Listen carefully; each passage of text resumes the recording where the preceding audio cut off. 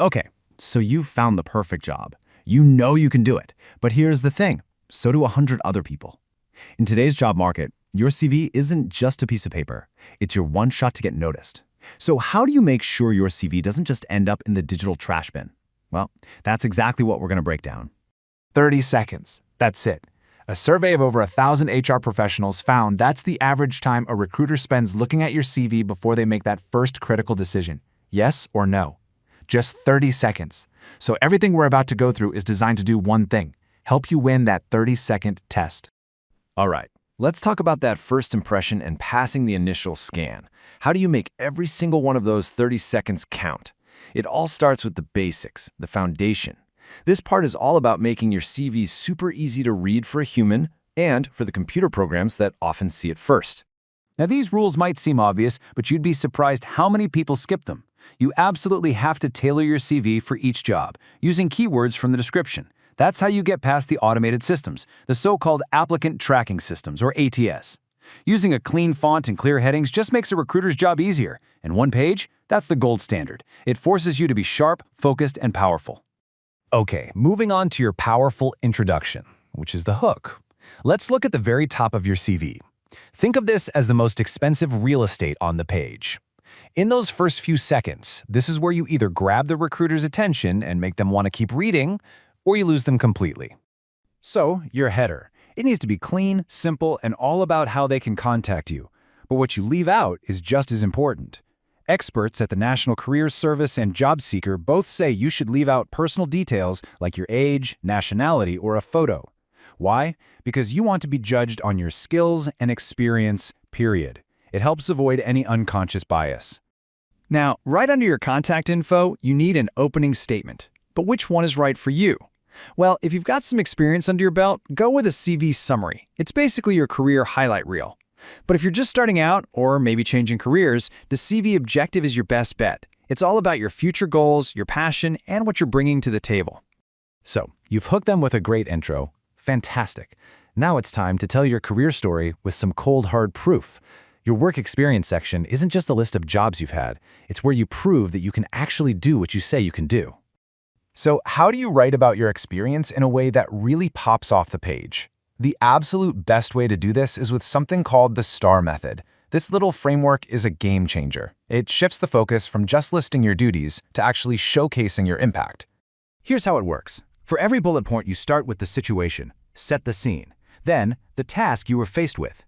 Next, the specific action you took to handle it. And finally, and this is the most important part, the result. And you want to quantify that result.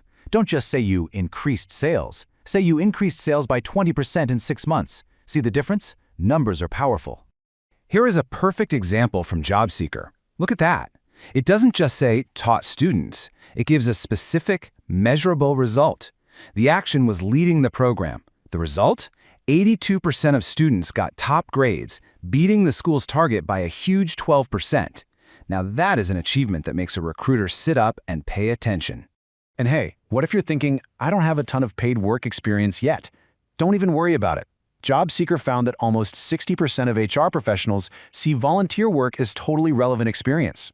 It's a fantastic way to show off your skills, so definitely include it and use the STAR method for that too. Next up, showcasing your skills.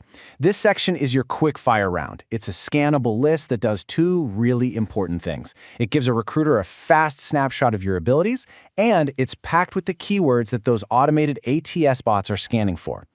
And you really want to show a good mix here. Hard skills are the technical things you can do, like using certain software or speaking another language. Soft skills are all about how you work. Are you a good communicator, a team player? And transferable skills like project management are ones you can take with you to any job. A winning CV has a healthy balance of all 3.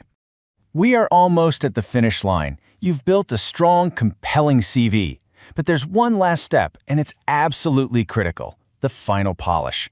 This is where you catch those silly, avoidable mistakes that can get an otherwise amazing CV tossed in the no pile. Okay, mistake number 1. It might seem like a small thing, but trust me, it's a huge red flag. Your email address is part of your professional identity. An email like partygirl123 just doesn't scream hire me. A simple, name-based email is professional, clean, and lets them focus on what really matters, your skills. Next, spelling and grammar. There are zero excuses for typos in 2024. Zero. It just tells the recruiter that you lack attention to detail, which is a key skill for pretty much any job. So read it out loud, use a spell checker, get a friend to read it, whatever it takes, make it perfect.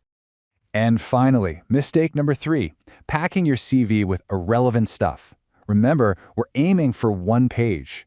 Every single word has to earn its spot. That summer job you had in high school probably doesn't need to be on your application for a senior developer role.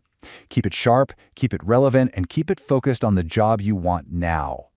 And that brings us right back to where we started. We've covered everything from the basic layout to the nitty-gritty details of telling your career story.